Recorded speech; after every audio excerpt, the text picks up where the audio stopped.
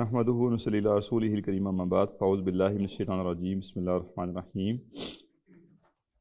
واللیل اذا یغشی والنہار اذا تجلی وما خلق الذکر والانثی ان سعیکم لشتی فاما من آتی واتقی وصدق بالحسنی فسنیسرہ للیسری واما من بخل واستغنی وکذب بالحسنی فسنیسرہ للعسری۔ صدق اللہ العظیم۔ رب اشرح لی صدری ویسر لی امری واحلل عقدۃ من لسانی یفقہوا قولی واجعل لی وزیرا من اہلی آمین یا رب العالمین۔ فصل فی آداب الختم وما یتعلق بہ، ختم کے آداب اور جو اس چیزیں سے متعلق ہیں۔ الاولی فی وقتہ، پہلی بات جو اس کے وقت کے بارے میں ہے، فقد تقدم ذالک، وہ پہلے گزر چکی، ان الختم للقارئ وحدہ یستحب، کہ اکیلے قاری کے لیے ختم مستحب ہے، ان یکون فی الصلاۃ، کہ وہ نماز میں ہو، وقیل یستحب، اور کہا گیا کہ مستحب ہے، فی رکعتی سنت الفجر، کہ فجر کی جو سنتیں ہیں اس میں مکمل کیا جائے۔ اور ظاہر ہے جو ختم کرنا ہے تو جو آخری صورتیں ہیں تقریباً ہر شخص کو یاد ہوتی ہیں، تو اگر حافظ نہیں بھی ہیں ویسے تو تب بھی ختم نماز میں کیا جا سکتا ہے۔ تو اس کے لیے جو ایک رائے ہے کہ وہ فجر کی 2 سنتیں اس میں ختم کیا جائے۔ وفی رکعتی سنت المغرب، اور مغرب کی 2 سنتیں جو ہیں جو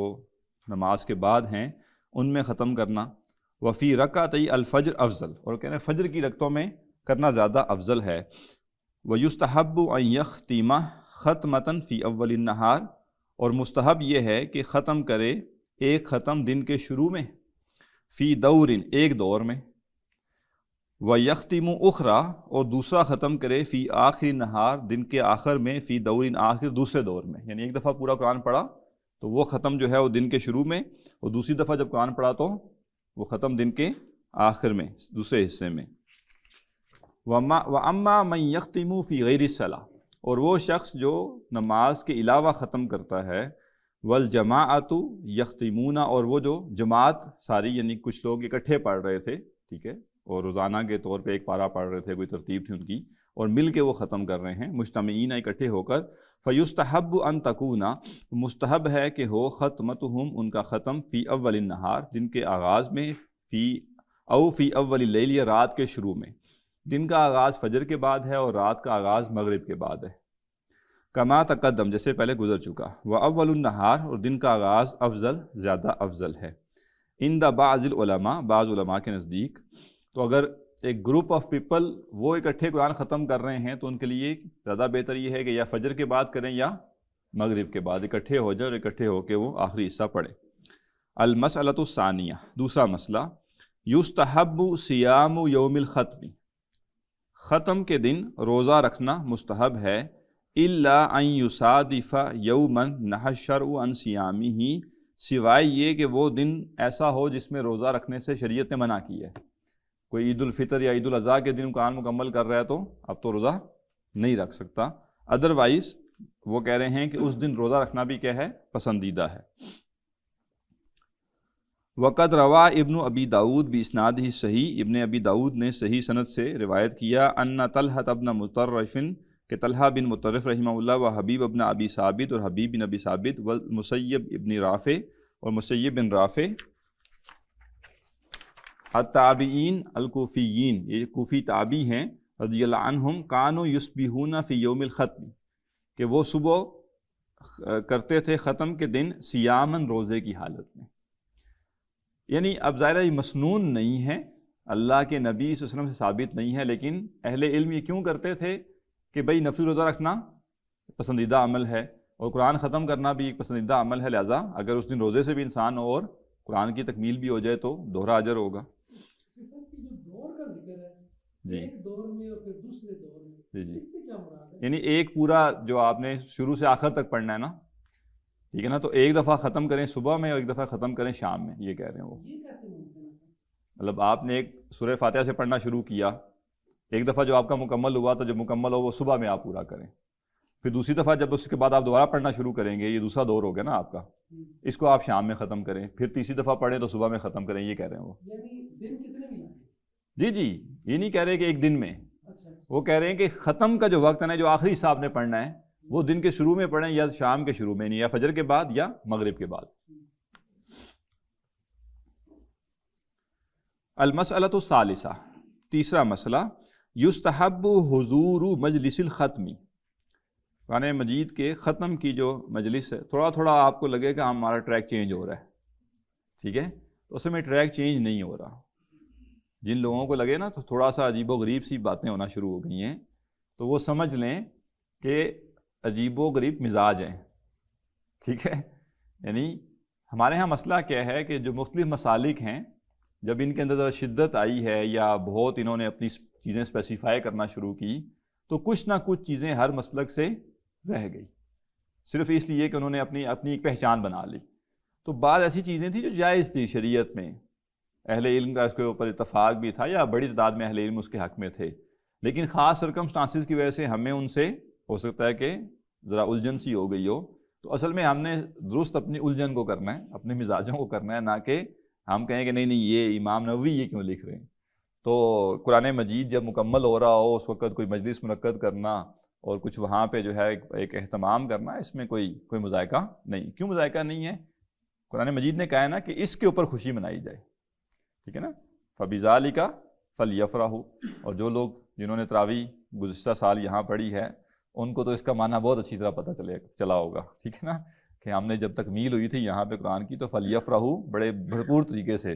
کیا تھا، کافی لمبی لائن لگی ہوئی تھی ڈشز کی اس دن. تو برحال قرآن مجید، ہاں اس کو کوئی رسم بنا لینا اور اس کے اوپر پھر مزید سے مزید چیزیں شروع کرتے جانا اور اس کو بہت چیزوں کو، وہ ٹھیک نہیں ہے. لیکن یہاں تک بات ٹھیک ہے. تو وہ کہہ رہے ہیں یستحب حضور مجلس الختم،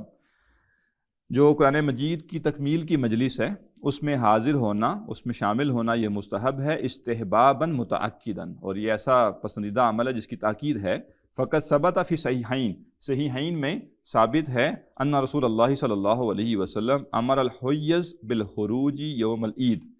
کہ اللہ کے رسول صلی اللہ علیہ وسلم نے حیض والی عورتوں کو نکلنے کا حکم دیا عید کے دن، لیشہدن الخیر، تاکہ وہ حاضر ہوں خیر کے موقع پر، ودعوت المسلمین، اور مسلمانوں کی دعا میں. یعنی جن عورتوں کو جو حالت حیض میں نماز تو نہیں پڑھنی انہوں نے، ان کو بھی کہا کہ وہ بھی عید کے دن نکلیں، عیدگاہ آئیں اور نماز کی جگہ کے قریب بیٹھ جائیں، تاکہ ایک جو خیر جس کے لیے مسلمان سب اکٹھے ہوئے ہیں وہ بھی ان کو مل جائے، اور ساتھ میں جو دعا ہو اس کے بعد اس میں بھی وہ شریک ہو جائیں. وروى الدارمی وابن ابی داود باسنادہما، امام دارمی نے، امام ابن ابی داود نے اپنی اسناد سے نقل کیا عن ابن عباس رضی اللہ عنہما، حضرت عبداللہ بن عباس رضی اللہ عنہما سے، انہ کان یجعل رجلا، کہ حضرت عبداللہ بن عباس ایک آدمی مقرر کرتے تھے، ایک بندے کی ڈیوٹی لگاتے تھے، یراقب قارئا، جو قاری کی نگرانی کرتا تھا، فاذا اراد ان یختم، تو جب وہ تکمیل کا ارادہ کرتا تھا، اعلم ابن عباس، تو وہ آ کے ابن عباس رضی اللہ عنہ کو خبر دیتا تھا. ایک بندہ چھوڑا ہوا تھا، ایک ایجنٹ چھوڑا ہوا تھا جو کہ خبر رکھتا تھا کہ بھئی کون بندہ جو ریگولر تلاوت کرتا ہے تو اس کی تکمیل کب ہونی ہے. اور جب وہ بتاتا تھا کہ بھئی اب آج یا کل اس بندے کی قرآن کی تکمیل ہونے والی ہے، تو وہ آگے بتاتا، فَيَشْهَدُ ذَلِكَ، تو وہ حاضر ہوتے. وَرَوَى ابن ابی داود، اب بات وہی ہے نا، قرآن سے محبت ایسی تھی نا، یہ قرآن سے محبت کا نتیجہ ہے کہ دوسروں کے بارے میں بھی معلوم کیا جا رہا ہے کہ بھئی کون شخص ہے جو کہ قرآن کی تکمیل اس کی ہونے والی ہو تو مجھے بتانا، میں اس کی تکمیل میں شامل ہوں گا. وَرَوَى ابن ابی داود بِإِسْنَادَيْنِ صحیحین، اور ابن ابی داود نے دو صحیح اسناد سے نقل کیا عن قتادہ التابی، قتادہ تابی سے، صاحب انس رضی اللہ عنہ، جو حضرت انس کے شاگرد تھے. قال کان انس بن مالک رضی اللہ عنہ، وہ کہتے ہیں حضرت انس بن مالک رضی اللہ عنہ، اذا ختم القرآن، جب ختم کرتے قرآن کو، جمع اہلہ، اپنے گھر والوں کو جمع کرتے، ودعا، اور دعا کرتے. تو حضرت انس بن مالک بھی ختم قرآن کے موقع پہ اپنے گھر والوں کو جمع کیا کرتے تھے. وَرَوَى بِأَسْنَادِهِ الصَّحِیحَةِ، اور صحیح اسناد سے نقل کیا عن الحکم ابن عیینہ، حکم بن عیینہ سے، التابی الجلیل، جو جلیل القدر تابی تھے. قال ارسل الى مجاہد و عتبہ ابن لبابہ، کہ پیغام بھیجا امام مجاہد کو اور عتبہ بن لبابہ کو، فقالا تو ان دونوں نے کہا انا ارسلنا الیکا، ہم نے آپ کو بلایا ہے، لأن اردنا الختم، کیونکہ ہم قرآن کی تکمیل کا ارادہ چاہتے ہیں، والدعاء یستجاب عند ختم القرآن، اور ختم قرآن کے موقع پر دعا قبول کی جاتی ہے، دعا قبول ہوتی ہے، وفی بعض الروایات، اور بعض روایات میں ہے ان الرحمت تنزل عند خاتمۃ القرآن، کہ قرآن مجید کے ختم کے موقع پر رحمت نازل ہوتی ہے، اور وروا باسنادہ الصحیح عن مجاہد، اور صحیح سند سے امام مجاہد رحمہ اللہ سے نقل کیا، قال کانوا یجتمعون عند ختم القرآن، کہ وہ ختم قرآن کے موقع پر جمع ہوتے تھے، یقولون، اور وہ کہتے تھے، تنزل الرحمہ، کہ رحمت نازل ہوتی ہے، یعنی ختم قرآن کے موقع پر رحمت نازل ہوتی ہے۔ المسألۃ الرابعہ، چوتھا مسئلہ، الدعاء مستحب عقیب الختم، ختم کے بعد یعنی فوراً بعد ختم کے موقع پر دعا مستحب ہے، استحبابا مؤکدہ، اس کی یہ استحباب بھی مؤکد ہے، لما ذکرناہ سابقہ، جیسے ہم نے پہلے ذکر کیا، فی المسألۃ الماضیہ، پچھلے مسئلے میں، وروت دارمی باسنادہ عن حمید الاعرج، امام دارمی نے اپنی سند سے حمید الاعرج سے روایت کیا، قال، وہ کہتے ہیں، من قرأ القرآن، جو قرآن پڑھے، ثم دعا، پھر دعا کرے، امن علی دعائہ اربعۃ آلاف ملک، تو اس کی دعا پر 4000 فرشتے آمین کہتے ہیں، وینبغی ان یلح فی الدعاء، اور چاہیے کہ دعا میں الحاح و زاری کی جائے، یعنی گڑ گڑانا اور جو ہے وہ خشوع و خضوع اختیار کرنا،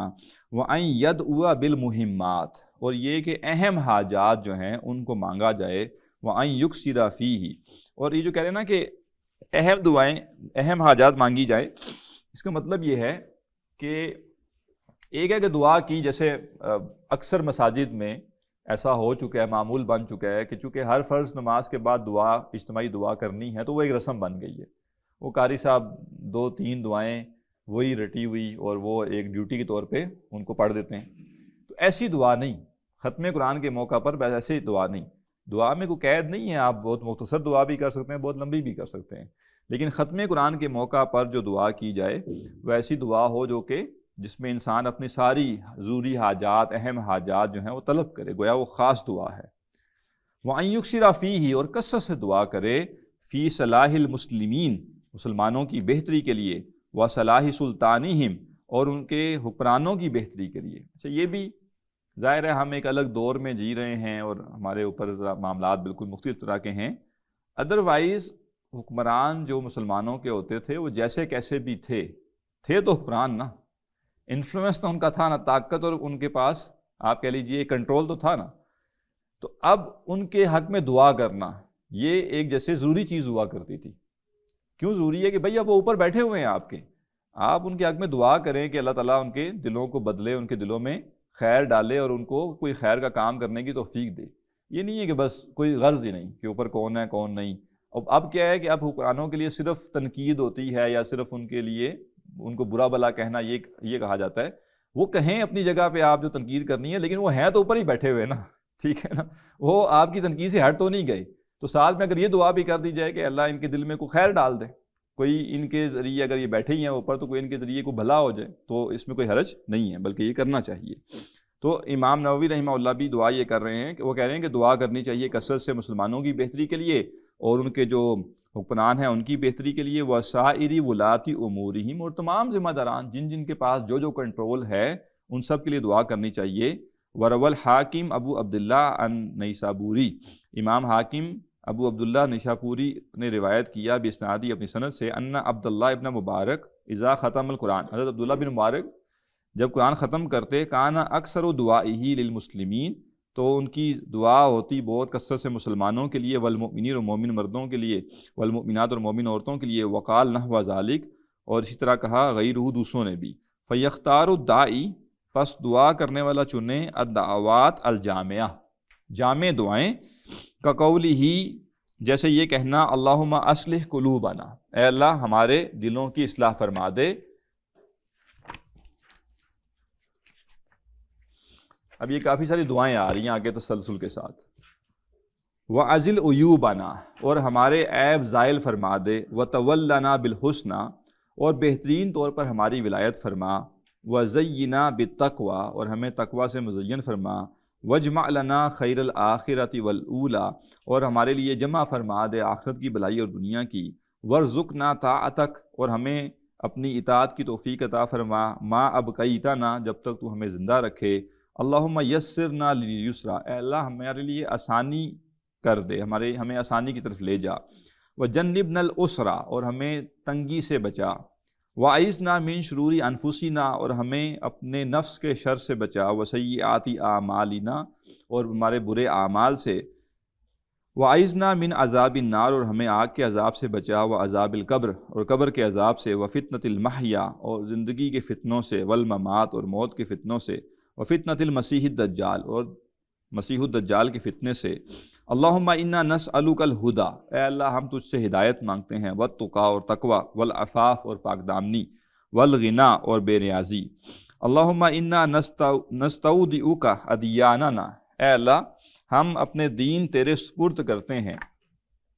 وابداننا، اور اپنے بدن، وخواتیم اعمالنا، اور اپنے اعمال کا خاتمہ، وانفسنا، اور اپنی جانیں، واہلینا، اور اپنے گھر والے، واحباءنا، اور اپنے محبوب، وسائر المسلمین، اور تمام مسلمان، وجمیع ما انعمت علینا، اور سب نعمتیں جو تو نے ہم پر کی، وعلیہم، اور ان پر، من امور دنیا، دنیا کے امور، والآخرہ، اور آخرت کے،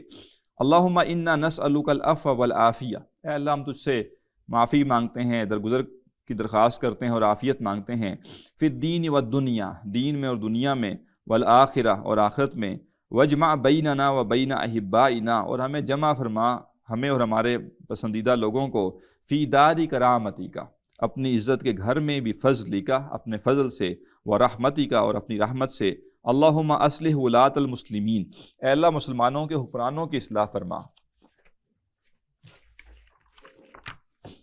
ووفقہم للعدل، اور انہیں عدل کی توفیق عطا فرما، فی رعایاہم، اپنی رعایا میں، والاحسان الیہم، اور ان سے حسن سلوک کرنے میں، والشفقۃ علیہم، ان پر شفقت کرنے میں، والرفق بہم، ان سے نرمی کے ساتھ معاملہ کرنے کے لیے، والاعتناء بمصالحہم، اور ان کو کنسرن ہو ان کے مصالح کا، ان کی خیر کی چیزوں کا، وحببہم الی الرعیہ، اور انہیں رعایا میں محبوب بنا، وحبب الرعیۃ الیہم، اور رعایا کو ان سے محبت عطا فرما، یعنی قوم تب ہی مضبوط ہوگی جب جو عوام الناس ہے وہ اور جو حکمران ہیں ان کا آپس میں ایک تعلق ہو، ایک قلبی تعلق ہو، ورنہ دراڑیں جب ہوں گی تو ان دراڑوں کو دشمن استعمال کرتا ہے، جب حکمرانوں سے عوام نفرت کرتی ہے اور عوام سے حکمران نفرت کرتے ہوں تو پھر وہ قوم مضبوط نہیں ہو سکتی، ووفقہم لصراطک المستقیم، اور انہیں توفیق عطا فرما اپنے سیدھے رستے کی، والعمل، اور عمل کی، بھی وظائف دینی کا، تیرے دین کے جو فرائض ہیں اس کی، القویم، جو مضبوط ہے، اللہم الطف، اے اللہ لطف کا معاملہ فرما، نرمی کا معاملہ فرما، بھی عبدی کا سلطانینا، اپنے بندے ہمارے سلطان پر، ووفقہ لمصالح الدنیا، اور اسے توفیق دے دنیا کے مصالح کی، یعنی دنیا کے جو خیر کے معاملات ہیں، والآخرہ، اور آخرت کی، وحبب الی رعیتہ، اور اس کو محبوب بنا رعیت میں، وحبب الرعیۃ الیہ، اور رعایا کو اس سے محبت دے دے، اللہم ارحم نفسہ، اے اللہ اس کی جان پر رحم فرما،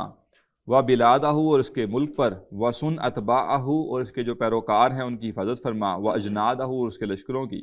وانصرہ، اور اس کی مدد فرما، علی اعداء الدین، دین کے دشمنوں پر، وسائر المخالفین، اور دیگر مخالفین پر، ووفقہ لازالۃ المنکرات، اور اسے برائیوں کو مٹانے کی توفیق عطا فرما، واظہار المحاسن، اور اچھائی ظاہر کرنے کی، وانواع الخیرات، اور ہر قسم کی بھلائی،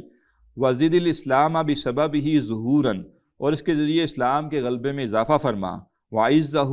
ورعیتہ، اور اسے عزت عطا فرما اور اس کی رعیت کو، اعزازا باہرا، بہت واضح عزت، اللہم اصلح احوال المسلمین، اے اللہ مسلمانوں کے حالات درست فرما، وارخص اسعارہم، اور ان کی قیمتیں کم فرما، وامنہم، اور انہیں امن دے، فی اوطانہم، ان کے وطنوں میں، واقضی دیونہم، اور ان کے قرض ادا فرما، وعافی مرضاہم، اور ان کے بیماروں کو شفا عطا فرما، وانصر جیوشہم، اور ان کے لشکروں کی مدد فرما، وسلم غیابہم، اور جو ان کے غیر حاضر ہیں ان کو سلامتی عطا فرما۔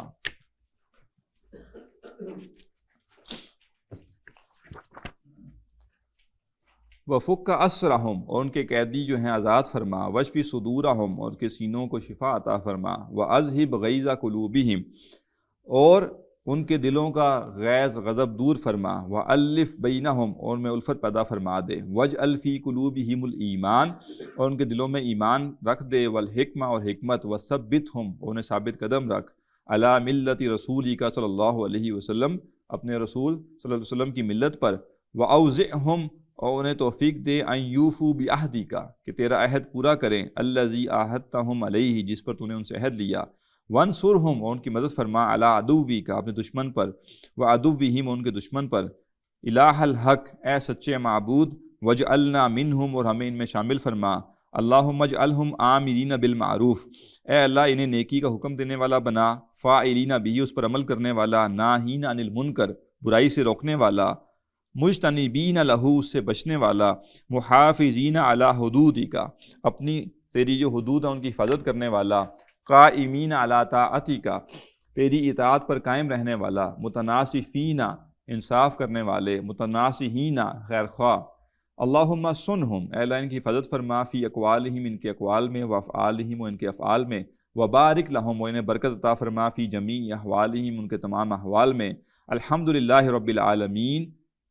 کل حمد اللہ کے لیے جو تمام جہانوں کا رب ہے، حمدن یوافی نعمہ ایسی ہم جو اس کی نعمتوں کے برابر ہو، و یکافی مزیدہ اور اس کے مزید کا حق ادا کرے، اللہم صلی وسلم علی سیدنا محمد وعلی آل محمد کما صلیت علی ابراہیم وآل ابراہیم وبارک علی محمد وعلی آل محمد کما بارکت علی ابراہیم وعلی آل ابراہیم فی العالمین انک حمید مجید۔ تو یہ تو انہوں نے بتاتے بتاتے اتنی دعائیں نقل کر دی، ٹھیک ہے کہ یوں دعا کرنی چاہیے۔ اس سے اندازہ آپ کر سکتے ہیں کہ ختم قرآن کا موقع کتنا خاص ہے اور اس موقع پر کیسی دعائیں کرنی چاہیے۔ المسئلۃ الخامسہ پانچواں مسئلہ، یستحب اذا فرغ من الختمۃ مستحب ہے کہ جب فارغ ہو ختم قرآن سے، ان یشرع فی اخرى کہ وہ دوبارہ شروع کر دے، عقیب الختمۃ ختم کے فوراً بعد، یعنی سورہ والناس جب پڑھی نا تو یہ نہ ہو اس کے بعد کہ یہاں پہ مجلس ختم ہو گئی، بلکہ سورہ والناس پڑھنے کے بعد کیا کرے، اسی مجلس میں سورہ فاتحہ اور سورہ بقرہ کا کوئی حصہ پڑھ لے، ٹھیک ہے نا، یعنی اگلا دور جو ہے وہ شروع کر دے اسی مجلس میں۔ فقد استحبہ السلف اسلاف نے اس کو پسند کیا ہے۔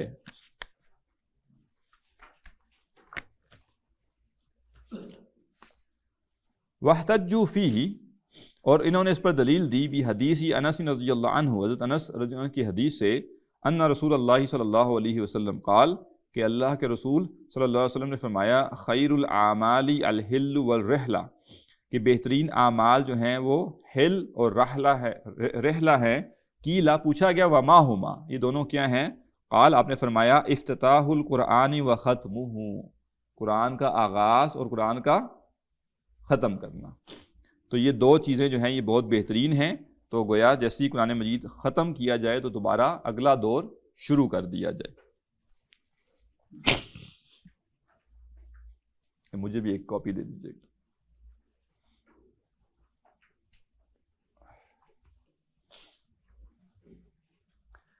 تو یہاں پہ یہ چھٹا باب مکمل ہو گیا، اور بہت طویل باب تھا یہ چھٹا باب جو تھا، اور شروع میں انہوں نے کہا تھا کہ جو اس کا بڑا حصہ ہے وہ اس باب میں آ جائے گا۔ اب اس کے بعد 7واں 8واں اور 9واں 3 باب باقی ہیں، اور یہ مختصر ہیں، یعنی ابھی جو نوٹس آپ کو ملے ہیں یہ 7واں باب مکمل ہے اس میں، اور اسی کے بقدر کوئی 8واں باب بھی ہے اور 9واں باب بھی ہے۔ 10واں باب جو ہے وہ مشکل الفاظ کے معنی پر مشتمل ہے، اس کو ہمیں پڑھنے کی ضرورت نہیں ہوگی،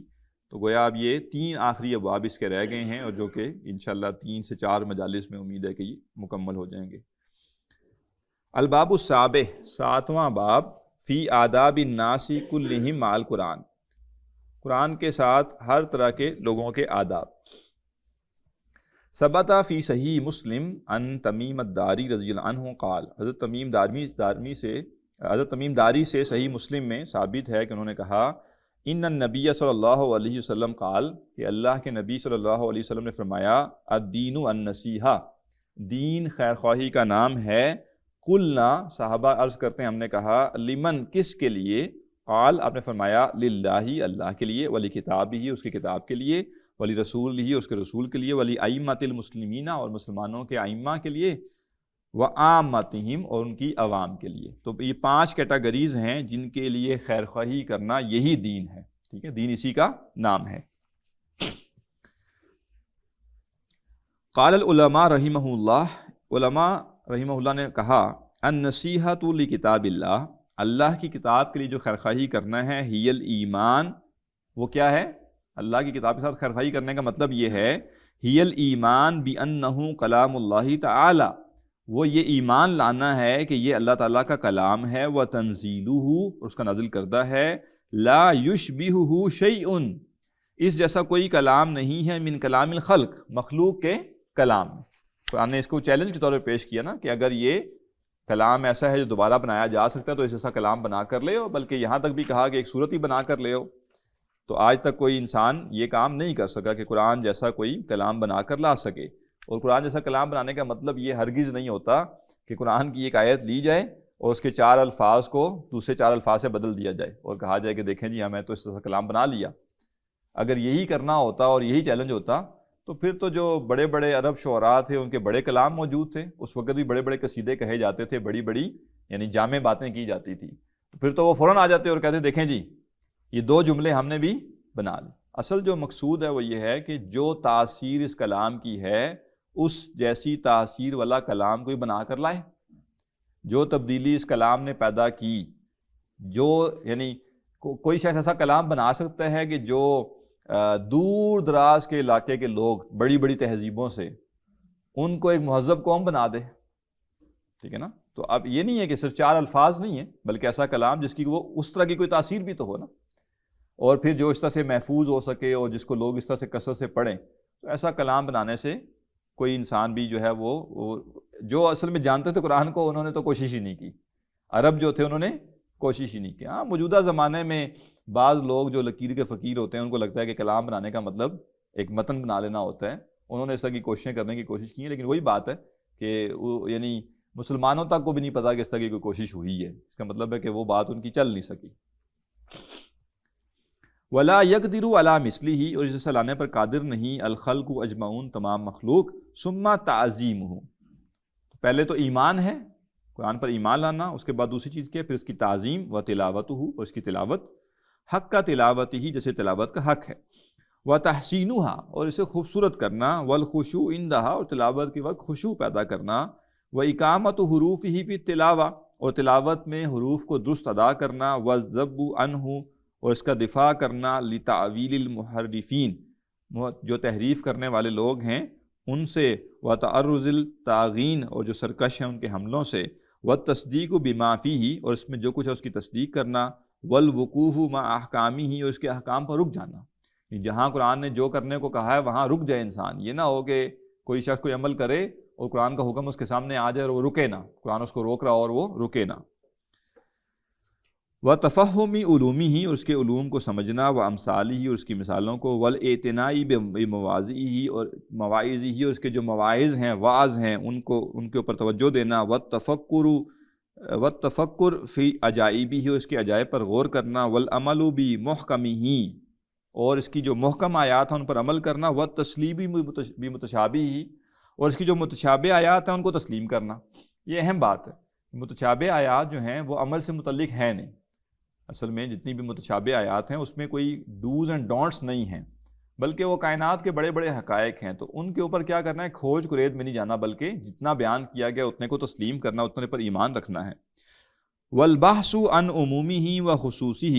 اور اس کے عام اور خاص کی تحقیق کرنا، وناسخہ و منسوخہ اور اس کے ناسخ اور منسوخ کی، ونشر علومہ والدعاء الیہ اور اس کے علوم کو عام کرنا اور اس کی طرف دعوت دینا، وَإِلَىٰ مَا ذَكَرْنَاهُ مِن نَصِیحَتِهِ اور ان باتوں کی طرف جن کا ہم نے ذکر کیا، یہ اصل میں کتاب اللہ کی خیرخواہی میں سے ہے، یہ مطلب ہے اس کا کہ اللہ کی کتاب کے لیے خیرخواہی کرنا۔ فصل اجمع المسلمون علی وجوب تعظیم القرآن العزیز علی الاطلاق مسلمانوں کا اجماع ہے کہ قرآن عظیم جو ہے اس کی تعظیم ہر صورت میں واجب ہے، و تنزیہہ و صیانتہ اور اس کو پاک ماننا اور اس کی حفاظت کرنا، وَأَجْمَعُوا اور ان کا اس پر اجماع ہے أَنَّ مَنْ جَحَدَ مِنْهُ حَرْفًا مِمَّا أُجْمِعَ عَلَيْهِ کہ جو شخص قرآن کے کسی ایسے حرف پر انکار کرے جس پر اجماع ہے، ٹھیک ہے، تمام امت کا اجماع ہے کہ یہ لفظ، یہ حرف، یہ قرآن کا حرف ہے، یہ لفظ قرآن کا لفظ ہے، اور ایک شخص کہے کہ میں اس کو نہیں مانتا، تو ایک حرف، ایک لفظ کا انکار، او زاد حرفن یا ایک لفظ کا اضافہ، لم یقرأ بہ احد جس کو کسی نے نہیں پڑھا، کوئی شخص اپنے پاس سے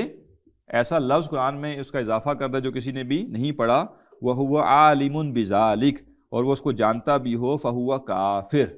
تو وہ کیا ہے؟ کافر، وہ کافر ہے۔ ہم نے کفر کا فتویٰ لگانا ہے یا نہیں لگانا یہ ہمارا یہ الگ مسئلہ ہے، اور ہم نے نہیں لگانا، کس نے لگانا ہے؟ جن کی ذمہ داری ہے، ٹھیک ہے نا، تو یہ اتھارٹیز کا کام ہوتا ہے کفر کا فتویٰ لگانا، عام عوام کا کام نہیں ہوتا۔ تو البتہ جو شخص ایک لفظ کا بھی انکار کرے، وہ لفظ جو کہ قرآن کا لفظ ہے سب کے نزدیک، اور کوئی شخص کہے میں نہیں مانتا، یا کوئی شخص ایک لفظ کا اضافہ کرے جو قرآن میں شامل نہیں ہے، تو وہ کافر ہے۔ سر ویسے آج تک ہوا نہیں کہ کسی نے اس میں کمی بیشی کا بھی دعویٰ کیا؟ کیا چیز؟ قرآن میں کمی بیشی کا آج تک نہیں، دعویٰ نہیں کیا۔ ایسا ہم نہیں کہہ سکتے کہ کسی نے دعویٰ نہیں کیا، ٹھیک ہے، اس کی وجہ یہ ہے کہ اگرچہ یہ عام چیز تو نہیں ہے، مطلب ایسا تو نہیں ہے کہ روٹین میں ایسا کچھ ہوتا ہو، لیکن برحال ایسے عجیب و غریب لوگ آئے ہیں جنہوں نے کمی کا تو دعویٰ کم از کم کیا ہے۔ جیسے ایک صاحب کوئی تھے، انہوں نے شروع میں تو ظاہر ہے انہوں نے بہت بڑا کام کیا کہ انہوں نے ثابت کیا کہ قرآن مجید 19 کی عدد کے لحاظ سے معجزہ ہے، اس میں ہر چیز جو ہے نا قرآن میں وہ 19 کا ملٹیپل ہے، یعنی 19 ہے، 38 ہے، 57 اس طرح سے، اور وہ کرتے چلے گئے، دلائل دیتے چلے گئے، لوگ بھی بڑے متاثر ہوئے، اور لوگ بھی بڑے اس کے وہ فین بنے کہ دیکھیں جی اس نے کتنی بڑی چیز دریافت کی ہے۔ کرتے ایک جگہ غالباً سورہ توبہ میں اس کا فارمولہ فٹ نہیں بیٹھا، وہ 19 والا فارمولہ وہاں فٹ نہیں آ سکا، سب کچھ کر کے بھی، بہرحال اس نے پھر آخر میں یہ کہا کہ بھئی 2 آیتیں جیسے نعوذ باللہ اضافی، یہ بعد میں شامل کی گئی۔ تو ظاہر ہے عام روٹین میں تو ایسا نہیں ہوتا، آپ ٹھیک کہہ رہے ہیں، لیکن بہرحال ایسے خردماغ لوگ پیدا ہوئے ہیں جنہوں نے کچھ نہ کچھ اونچ نیچ کرنے کی کوشش کی ہے، وہ کم ہی تھے، بہت مشہور نہیں ہے، بہت زیادہ نہیں۔ باقی جس پہ انہوں نے کہا نا کہ جس پر اجماع ہے، اس کا مطلب کیا ہے؟ اس کا مطلب یہ ہے کہ قرآن مجید کی اصل میں ایک سے زائد قراءات ہیں۔ اب یہ ٹیکنیکل بحث میں تو ہم اس وقت نہیں جا سکتے، لیکن سادے لفظوں میں یوں کہہ لیجئے کہ قرآن مجید کے کچھ حصے ایسے ہیں، کچھ مقامات ایسے ہیں جن کو پڑھنے کے حوالے سے ایک سے زیادہ آراء ہے کہ ان کو کیسے پڑھا جا سکتا ہے۔ تو وہ 7 قراءات ہیں جن کو کہا جاتا ہے کہ یہ متواتر قراءات ہیں، ٹھیک ہے، تو وہ 7 قراءات کی حد تک تو چونکہ سب کا اتفاق ہے، لہٰذا وہ ویریشن جو آتی ہے الفاظ کی وہ قابل قبول ہے، لیکن اس کے علاوہ جو ویریشن ہے اس کو قابل قبول تسلیم نہیں کیا گیا۔ قال الامام الحافظ ابو الفضل القاضی ایاز رحمہ اللہ، امام ابو الفضل قاضی ایاز رحمہ اللہ نے فرمایا، اعلم ان من استخف بالقرآن او المصحف، جان لو کہ جس شخص نے قرآن یا مصحف کی بے حرمتی کی، او بشیء منہ یا ان میں سے کسی چیز کی، او سبہما یا ان کو برا بلا کہا، ان کے بارے میں کوئی غلط بات کہی، او جحد حرفا منہ یا کسی ایک حرف کا انکار کیا، او کذب بشیء مما صرح به فیہ من حکم او خبر، یا قرآن کے کسی خبر یا حکم کو جس کو قرآن نے واضح بیان کیا ہے اس کا انکار کیا، اس کی تکذیب کی، او اثبت ما نفاہ یا جس کی قرآن نے نفی کی اس کا اس نے اس بات کیا، قرآن ایک چیز کا انکار کر رہا ہے یہ صحیح نہیں ہے اور ایک شخص اس کو تسلیم کرتا ہے، او نفا ما اثبتہ یا اس نے نفی کی اس کی جس کا قرآن نے اس بات کیا ہے،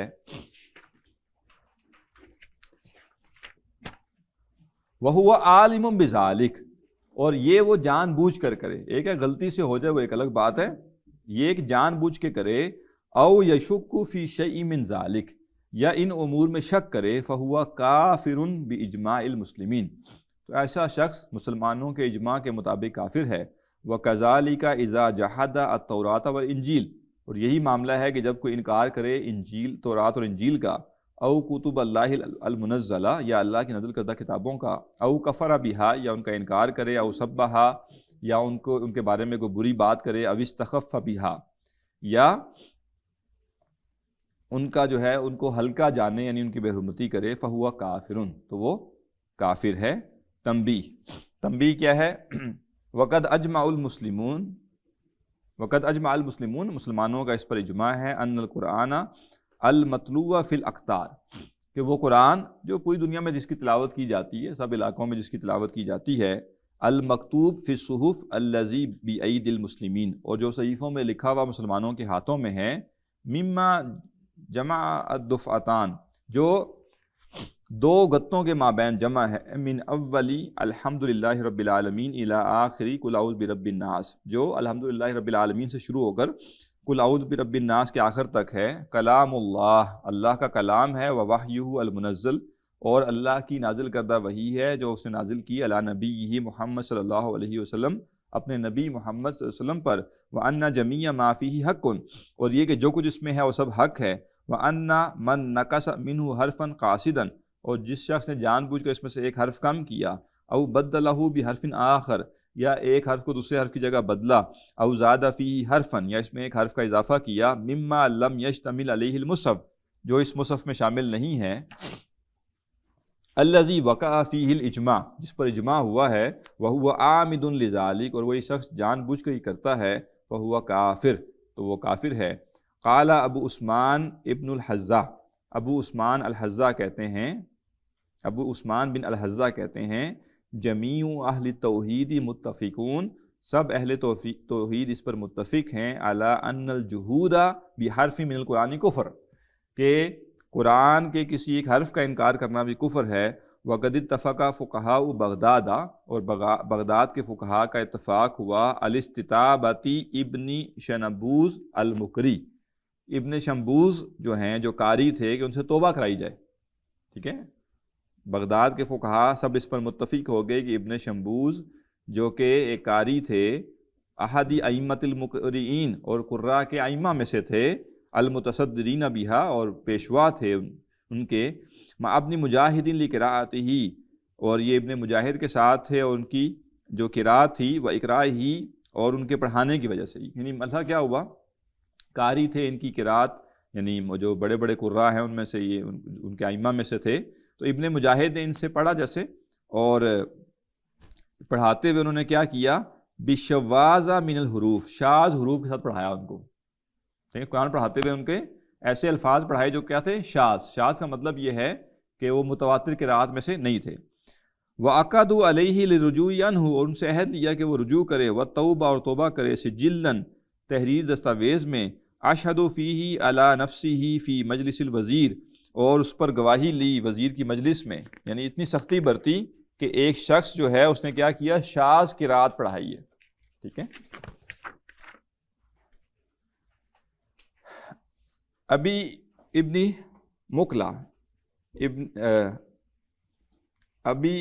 ابن مقلا جو ہیں ان کے پاس سنتا 23 و 323 ہجری میں، وَأَفْتَى محمد بن ابی زید فی من قال اور محمد بن ابی زید نے فتویٰ دیا، فی من قال لصبی اس شخص کے بارے میں جس نے بچے سے کہا، لعن اللہ معلمک اللہ تیرے معلم پر لعنت کرے، تیرے استاد پر لعنت کرے، وما علمک اور اس پر جو اسے تجھے سکھایا۔ تو کوئی بچہ جو قرآن پڑھ رہا ہے، اگر کوئی شخص اس بچے کو کہے کہ اللہ تمہارے استاد پر لعنت کرے اور جو کچھ اس نے تمہیں پڑھایا اس پر، قال اردت سوء الادب اور وہ کہے کہ بھئی میری جو نیت تھی نا وہ بس کو برا بلا کہنے کی تھی، ولم ارید القرآن اور میرا مقصد یہ نہیں تھا کہ جو مطلب قاری پر اس کو غصہ آ گیا اور استاد پر غصہ آ گیا، اس نے اس طرح کی بات کہہ دی اور اس کو یہ خیال نہیں رہا کہ جو پڑھانے والا ہے وہ کون ہے، وہ تو قرآن پڑھانے والا اور جو اس نے پڑھایا وہ تو قرآن ہے۔ اگر وہ یہ عذر بھی پیش کر دے، قال یؤدب القائل تو کہا کہ یہ جو کہے گا اس کی تعدیب پھر بھی کی جائے گی، کچھ نہ کچھ اس کو سزا پھر بھی دی جائے گی تاکہ دوبارہ وہ غلطی سے بھی ایسا نہ کرے۔ قال وَأَمَّا مَنْ لَعَنَ الْمُصْحَفَ فَإِنَّهُ يُقْتَلُ اور کہتے ہیں کہ جس نے مصحف کو گالی دی اسے قتل کیا جائے گا۔ ھذا آخر کلام القاضی ایاز رحمہ اللہ، یہ قاضی ایاز رحمہ اللہ کا آخری کلام۔